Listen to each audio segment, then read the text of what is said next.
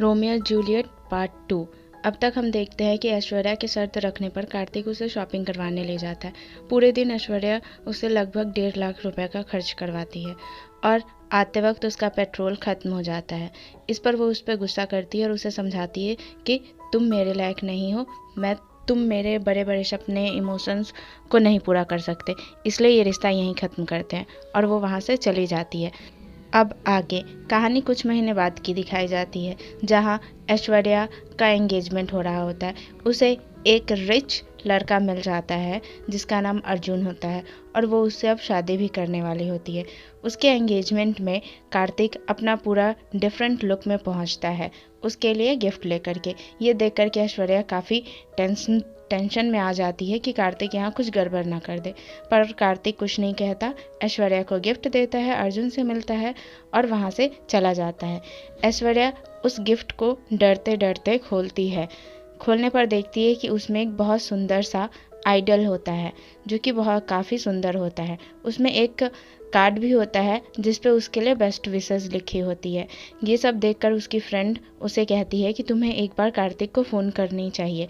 वो कार्तिक को फ़ोन करती है और उसे थैंक्स बोलती है। इस पर कार्तिक उससे इट्स ओके बोलता है और बोलता है कि क्या तुम्हारे पास कल टाइम है, मुझे तुमसे मिलना था। वो कह देती कि नहीं, मेरे पास बिल्कुल टाइम नहीं है, मैं बहुत ज़्यादा बिजी हूँ।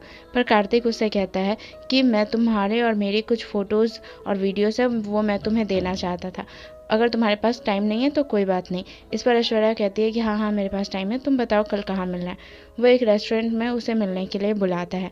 ऐश्वर्या और उसकी फ्रेंड दोनों जा रहे होते हैं। रास्ते में वो एक जगह लिखे हुए पढ़ते हैं कि प्यार में धोखा खाए प्रेमी ने प्रेमिका पर एसिड फेंका, साथ ही सहेली का भी चेहरा जला। ये देखकर वो दोनों काफ़ी डर जाते हैं। उन्हें लगता है कि कहीं कार्तिक ऐसा कुछ ना करे। वो डरते डरते कार्तिक के पास जाते हैं। कार्तिक उनको सामने बैठाता है और उनसे बातें करता है। वो ऐश्वर्या से कहता है कि ऐश्वर्या, तुमने मुझे डंप कर दिया, पर कोई बात नहीं, मैं तुम्हें सारी फ़ोटोज़ और वीडियोज़ दे दूँगा, पर बस मेरा एक शर्त है कि तुम मेरे लिए बिल्कुल अपने जैसी सुंदर सुशील लड़की खोजोगी, तभी मैं ये फ़ोटो और वीडियोज़ दूँगा। पर ऐश्वर्या इस पर गुस्सा करती है और कहती है कि वो उसकी ये कोई शर्त नहीं मानेगी। इस पर वो कहता है कि उसके फियांसे अर्जुन का नंबर उसके पास है, वो उसे कॉल करके सारी बातें सच सच बता देगा। इस पर ऐश्वर्या डर जाती है और वो उसकी बात मान लेती है। अगले सीन में हम देखते हैं कि कार्तिक ये सारी बातें गणेश सर को बता रहा होता है। तभी ऐश्वर्या की फ्रेंड उसे फ़ोन करती है और उसे बताती है कि ऐश्वर्या ने सुसाइड अटेम्प्ट किया है। कार्तिक जल्दी से ऐश्वर्या के पास पहुंचता है। वो देखता है कि ऐश्वर्या के दोनों हाथों के नस कटे हुए और उस पर बैंडेज बंधा हुआ है। पर ऐश्वर्या के फेस एक्सप्रेशन देख करके उसे पता चल जाता है कि ऐश्वर्या झूठ बोल रही है, वो ये सब नाटक कर रही है। वो गुस्से में उसे बैंडेज खोलने को कहता है। वो बैंडेज खोलती है तो उसका हाथ बिल्कुल भी कटा हुआ नहीं होता है। इस पर ऐश्वर्या से वो कहता है कि तुम मेरे लिए कुछ दिनों के अंदर ही लड़की ढूंढोगी, और उससे पहले तुम कोई भी सुसाइड अटेम्प्ट या मरने की कोशिश भी मत करना। अगर तुम ऐसा कुछ की तो मैं अर्जुन को सारी बातें बता दूंगा। इस बार ऐश्वर्या उससे एक मैट्रिमोनियल साइट पे उसके लिए लड़की ढूंढने लग जाती है। वो लड़की ढूंढने के लिए प्रीमियम कार्ड बनवाती है, पर इसका पेमेंट भी उसे ही करना पड़ता है और उसके बहुत सारे पैसे खर्च हो जाते हैं। अगले मोमेंट में हम देखते हैं कि अर्जुन ऐश्वर्या को एक बड़ी सी कंपनी में ले जाता है, और वो कंपनी अर्जुन की ही होती है। वो ऐश्वर्या को उस कंपनी का CEO बना देता है। इसके बाद हम देखते हैं कि ऐश्वर्या कार्तिक को लेकर के एक जगह रेस्टोरेंट में जाती है, जहाँ पे वो मैट्रिमोनियल साइट पर मिली एक लड़की से अर्जुन को मिलवाती है। पर अर्जुन अजीबो गरीबो हरकत करता है, जिसकी वजह से वो लड़की अर्जुन को रिजेक्ट कर देती है, और अर्जुन को भी वो लड़की पसंद नहीं आती। ये सब बातों पर ऐश्वर्या अर्जुन से गुस्सा करने लगती है और कहती है तुम्हारे ऐसे बिहेवियर पर कोई लड़की तुमसे नहीं पटेगी, और वो रेस्टोरेंट से बाहर आ जाती है। बाहर आने पर वो अपनी फ्रेंड को कॉल करती है। ऐश्वर्या की फ्रेंड उसे समझाती है कि तुम्हारी लाइफ तो सेट है, बस उसके लिए एक लड़की खोज दो, तुम्हारा काम खत्म हो जाएगा, नहीं तो वो तुम्हारा पीछा नहीं छोड़ेगा। इस पर ऐश्वर्या वापस जाती है और उसे सॉरी बोल करके और उसे कहती है कि ऐसे तो लड़की नहीं मिलेगी, तुम्हारा टोटल मेकओवर करना पड़ेगा, तुम्हें चेंज करना पड़ेगा। उसके लिए वो जा के बहुत सारी शॉपिंग करती है, नए जूते कपड़े हर एक चीज़ खरीदती है और यहाँ भी सारे चीज़ों का पेमेंट उसे ही करना पड़ता है। इसके बाद दोनों डिस्को जाते हैं। डिस्को में एक लड़की आती है जिसका नाम निशा होता है। निशा कार्तिक को देख करके फ्लैट हो जाती है और वो कार्तिक के साथ डांस करने लगती है। कार्तिक भी उसके साथ डांस करता है, पर जब वो जाने लगती है तो ऐश्वर्या कार्तिक से पूछती है क्या तुम्हें वो लड़की पसंद है। कार्तिक कह देता है कि हाँ पसंद तो है, ठीक ठाक है। वो दोनों उसे फॉलो करते हैं और उसका घर का पता लगा लेते हैं। अगले दिन ऐश्वर्या प्लान बनाती है कि वो अपने कुत्ते को निशा के कुत्ते के साथ छोड़ देगी, जिससे कि निशा दुखी होगी। फिर तुम वापस उसके कुत्ते को लेकर आना, उसे दे देना, जिससे कि निशा तुमसे खुश हो जाएगी और तुमसे बात करने लगी। पर ऐसा कुछ नहीं होता। ऐश्वर्या का कुत्ता पहले ही भाग जाता है, जिसे पकड़ने के लिए ऐश्वर्या उसके पीछे पीछे जाती है। जब वो वापस आती है तो देखती है कि कार्तिक और निशा दोनों बात कर रहे होते हैं। इसके बाद दोनों कैफे में जा करके कॉफ़ी पीते हैं। ऐश्वर्या ये सब देख करके काफ़ी खुश होती है। वो सोचती है चलो मेरा पीछा तो अब छूटा, मेरी जान बची। कार्तिक निशा को उसके घर पे छोड़ता है। निशा उसे कहती है कि कल तुम मुझे डिस्को में मिलना। इसके बाद ऐश्वर्या कार्तिक के पास आती है और उसे कहती है कि अब तो मेरा पीछा छूटा, तुम्हें लड़की मिल गई, तुम्हें लड़की पसंद है, अब बस मेरा जान छोड़ो। इस पर वो कहता है कि नहीं, जब तक हमारी शादी नहीं हो जाती तब तक मैं तुम्हारा जान नहीं छोड़ूंगा, और फिर भी अगर मुझे ये लड़की रिजेक्ट कर देती है तो फिर नेक्स्ट लड़की तुम ही खोजोगी। अगले सीन में हम देखते हैं कि कार्तिक को निशा फ़ोन करके कहती है कि वो उसे डिस्को में नहीं, उसके अपने फार्म हाउस पे मिलेगी। ये बात सुन करके कार्तिक जाकर के ऐश्वर्या को बताता है कि निशा उसे अपने फार्म हाउस पे बुला रही है। इस पर ऐश्वर्या कहती है अच्छी बात है, तुम जाओ। तो वो कहता है उसे इन सब चीज़ों का एक्सपीरियंस नहीं है, उसे कुछ सिखाए। इस पर वो उसे कुछ टिप्स देने लगती है कि लड़की की फीलिंग को समझो, उसकी आंखों में देखो, और वो कहती है कि तुम मुझे निशा समझो और फिर फील करो। वो इन्हीं सब में कार्तिक ऐश्वर्या को किस कर लेता है। ऐश्वर्या इसके बाद वहाँ से भाग जाती है। अगले सीन में हम देखते हैं कि कार्तिक निशा के फार्म हाउस पे जा रहा होता है।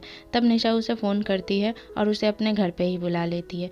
कार्तिक निशा के घर पहुंचता है। निशा के घर पे कोई नहीं होता। वो कार्तिक को बैठने कहती है और उसके बाद दोनों बातें करते हैं। निशा कार्तिक से कहती है कि कार्तिक, तुमसे पहले मेरे बहुत सारे रिलेशनशिप्स रहे हैं, पर तुम बिल्कुल अलग हो, तुम उन सब से अलग हो, तुम बहुत अच्छे हो।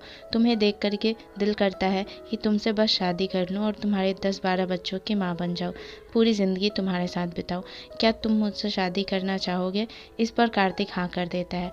ये बात जा करके वो ऐश्वर्या को बताता है। ऐश्वर्या ये जान करके बहुत खुश होती है। इसके बाद कार्तिक ऐश्वर्या से कहता है कि अब तुम फ्री हो, तुम जा सकती हो, अब मैं तुम्हें बिल्कुल भी परेशान नहीं करूँगा। इस पर ऐश्वर्या कहती है कि नहीं नहीं, अब हम लोग दोनों दोस्त बन के रहेंगे लाइफ टाइम।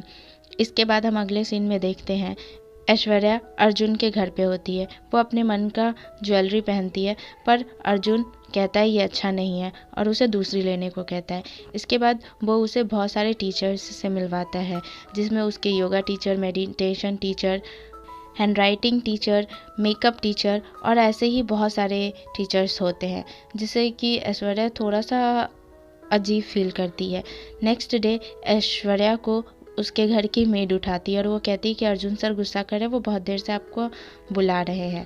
ऐश्वर्या बहुत खुशी खुशी उसके पास जाती है, पर अर्जुन उसे डांट देता है। कहता है मैं कितनी देर से तुम्हारा वेट कर रहा हूँ, तुम्हें पता है मेरे फैमिली के कुछ रूल रेगुलेशन होंगे, तुम जितनी जल्दी इसे सीख जाओ ये तुम्हारे लिए अच्छा होगा। जाओ अब अपनी क्लास स्टार्ट करो। ऐश्वर्या का क्लास शुरू होता है। सबसे पहले उसके हैंड राइटिंग सिखाई जाती है, उसके बाद उसका वर्कआउट होता है जिसमें वो उसे बहुत सारे एक्सरसाइज करने पड़ते हैं। इसके बाद उसे मेडिटेशन करना पड़ता है। पूरा दिन ऐसे ही उसका गुजर जाता है, जिसमें वो वर्कआउट, मेडिटेशन, हैंड राइटिंग हर एक चीज़ सीखते रहती है। यहाँ तक कि उसे खाना भी अपनी पसंद का नहीं मिलता। उसकी डाइट टीचर भी अलग होती है। उसे अपने चलने का तरीका भी बदलना पड़ता है। अब ऐश्वर्या को लगने लगता है कि उसके सारे सपने टूट रहे हैं। अब वो लाइफ टाइम सिर्फ पढ़ाई में लग जाएगी और वो एक जेल में बंद होकर के रह जाएगी, जहाँ हर एक चीज़ के लिए उसे परमिशन लेनी पड़ेगी, हर एक चीज़ के लिए टीचर है। एक बार वो पैर पर पैर चढ़ाकर बैठी होती है। ये देखकर अर्जुन गुस्सा करने लगता है और उसे अपना पैर नीचे रखना पड़ता है। उसके हेयर स्टाइल तक अर्जुन के फैमिली मेंबर्स डिसाइड करते हैं। इन सब से ऐश्वर्या परेशान होकर के कार्तिक से मिलने जाती है। कार्तिक बताता है कि वो अपने गाँव जा रहा है, क्या वो आना पसंद करेगी। इस पर वो उसके साथ जाती है। रास्ते में दोनों काफ़ी इंजॉय करते हैं, घूमते हैं, मज़े करते हैं। जब ऐश्वर्या कार्तिक के घर पहुंचती है तो सभी एक साथ मिलकर बैठकर बातें करते हैं। दूसरे दिन की पूजा में सभी लोग मिलकर के ऐश्वर्या को ही बैठाते हैं क्योंकि वो उनके घर की मेहमान होती है। ये सब देखकर ऐश्वर्या इमोशनल हो जाती है। वो सोच में पड़ जाती है कि वो आखिर कर क्या रही है। इन सारी चीज़ों से ऐश्वर्या को बहुत ज़्यादा खुशी होती है। इसके बाद अगले सीन में हम देखते हैं कि ऐश्वर्या अर्जुन के पास पहुंच गई होती है और वो इन्हीं सब बातों को सोच रही होती है। कल होकर वो भगवान के मंदिर में जाकर प्रे करती है कि वो 2 राहें पर खड़ी है, भगवान उसे रास्ता दिखाए। तभी उसे सामने से अर्जुन आता हुआ दिखता है और तभी अचानक वहाँ निशा आ जाती है और वो बताती है कि कल उन दोनों की एंगेजमेंट है। ये सुनकर के ऐश्वर्या सोच में पड़ जाती है, पर तभी अर्जुन आ जाता है और दोनों अपने अपने रास्ते चले जाते हैं।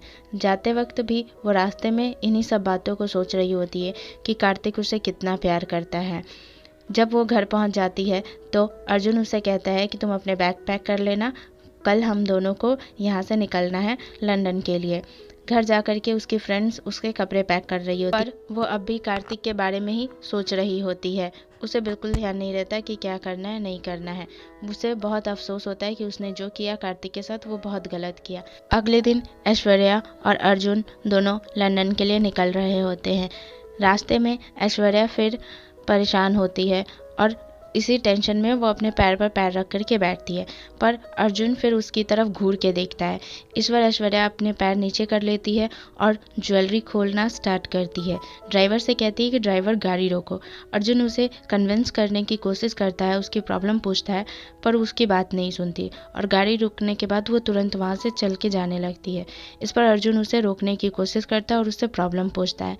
इस पर ऐश्वर्या कहती है कि वो उसके साथ खुश नहीं रह सकती, वो उसे हर एक चीज़ बदलनी पड़ी, हर एक चीज़ उसे उसकी मर्ज़ी का करना पड़ता है। कैसे बैठना है, कैसे हंसना है, कैसे सोना है, कब जागना है, क्या करना है नहीं करना है, यहाँ तक कि उसे उसकी हैंड राइटिंग तक बदलनी पड़ी जो वो कभी नहीं बदलना चाहती थी। हर एक चीज़ उसे टाइम से करना पड़ता है, जैसे वो इंसान नहीं एक मशीन हो। इस पर अर्जुन उसे कहता है कि कोई बात नहीं, बस इतनी सी प्रॉब्लम है ना, अब तुम जैसे चाहो जो चाहो वो कर सकती हो, तुम्हें कोई ज़रूरत नहीं है जाने की। इस पर फिर वो उसे कहती है, अब तुम्हारी फैमिली नहीं एक झूठी सी रेपुटेशन है जिसमें सब कुछ दिखावा है। मुझे लगता था कि पैसों से खुशियाँ खरीदी जा सकती है, पर अब नहीं, खुशियाँ बस प्यार से मिलती है। मैं तुम्हारे साथ नहीं जा सकती। अर्जुन उसे समझाने की कोशिश करता है और अपने साथ ले जाने का कोशिश कर रहा होता है। अपना हाथ छुड़ा लेती है। अर्जुन पूछता है कि वजह ये नहीं है, कुछ और वजह है। इस पर ऐश्वर्या उसे बताती है कि वो कार्तिक से प्यार करती है, अगर वो उससे शादी करेगी तो वो खुद को और उसे दोनों को धोखा देगी। अर्जुन उसे वहाँ से जाने की परमिशन दे देता है। ऐश्वर्या जल्दी से कार्तिक के पास पहुँचती है। वहाँ देखती है कि कार्तिक और निशा दोनों बातें कर रहे होते हैं। उनका आज एंगेजमेंट होता है, सभी लोग उन्हें कॉन्ग्रेचुलेट कर रहे होते हैं। तब ऐश्वर्या कार्तिक के पास जाती है और ज़ोर ज़ोर से रोने लगती है। कार्तिक उसे कहता है कि क्या हुआ, तुम गई नहीं अभी तक। इस पर ऐश्वर्या उसे बताती है कि वो कहीं नहीं जा रही है, वो उसके पास रहेगी। उसे उसकी गलती का एहसास हो गया है, वो उसे माफ़ कर दे, अब वो उसे छोड़ कर के कहीं नहीं जाएगी। इस पर वो उस पर चिल्लाने लगता है कि मैं एक गरीब लड़का हूँ जिसे तुम छोड़ कर के चली गई थी, अब भी मैं वही गरीब हूँ, मेरी बात मानो और चुपचाप यहाँ से चली जाओ। ऐश्वर्या उससे माफ़ी मांगने लगती है और बहुत ज़्यादा रोने लगती है। कार्तिक ऐश्वर्या पर चिल्लाने लगता है। तब निशा कार्तिक से कहती है कि कार्तिक, यहाँ बहुत सारे लोग हैं, आराम से। तब ऐश्वर्या निशा से कहती है, तुम बीच में बोलने वाली होती कौन हो? कार्तिक मुझ पे चिल्लाएगा, ये मुझसे प्यार करता है, ये जो चाहे वो मुझे बोल सकता है। पर वहाँ से कार्तिक चला जा रहा होता है। ऐश्वर्या उसका रास्ता रोकने की कोशिश करती है। इस पर कार्तिक उसे कहता है कि अभी भी टाइम बाकी है, तुम गाड़ी लो और सीधा एयरपोर्ट जाओ और वहाँ से लंदन चले जाओ। इस पर ऐश्वर्या रोने लगती है। तब कार्तिक कहता है कि तुम मेरे हाथ में 500 रुपये रख कर चली गई थी, ये लो 1000 रुपये और ऑटो पकड़ो और यहाँ से चली जाओ। और वहाँ से कार्तिक निशा को लेकर के चला जाता है। ऐश्वर्या ज़ोर ज़ोर से रोने लगती है। तभी गाना होता है जिसमें ऐश्वर्या के कपड़े बदलकर उसे दुल्हन के कपड़े पहना दिए जाते हैं। और तभी एंट्री होती है कार्तिक की। वो कहता है कि मैं कार्तिक, जिसकी सैलरी सिर्फ 15,000 है और 10x10 का कमरा है, क्या तुम मेरे साथ रहना चाहोगी? वो हाँ कर देती है। तभी हमें निशा को दिखाया जाता है और सीन फ्लैशबैक में जाता है, जहां हम देखते हैं कि जब निशा कार्तिक से अपने प्यार का इजहार कर रही होती है, तब कार्तिक निशा से कहता है कि वो ऐश्वर्या से प्यार करता है, पर अभी वो थोड़ी सी उससे नाराज़ है, उसे समझ नहीं है, पर वो एक दिन ज़रूर वापस आएगी, उसके प्यार को ज़रूर समझेगी। इसके बाद अगले सीन मंदिर के बाद का दिखाया जाता है, जहाँ पे निशा कार्तिक से पूछ रही होती है कि वो तो अब लंदन जाने वाली है, तो अब तुम्हें वो कैसे मिलेगी। इस पर कार्तिक निशा से कहता है कि वो उससे प्यार करती है, वो ज़रूर वापस आएगी, वो इंतज़ार करेगा। और बिल्कुल ऐसा ही होता है, ऐश्वर्या वापस आती है और दोनों आपस में गले लग जाते हैं। कहानी इसी के साथ ख़त्म होती है। ये कहानी थी रोमियो एंड जूलियट, एक लव स्टोरी। इस कहानी से हमें ये पता चलता है कि खुशियाँ सिर्फ पैसों से नहीं मिलती, खुशियाँ प्यार से मिलती है। जहाँ प्यार है वहीं खुशी है। ये ज़रूरी नहीं कि खुश रहने के लिए पैसा होना ही चाहिए, लेकिन कम प्यार से खुशियाँ बिल्कुल नहीं मिल सकती। इसलिए खुश रहने के लिए प्यार बहुत ज़रूरी है।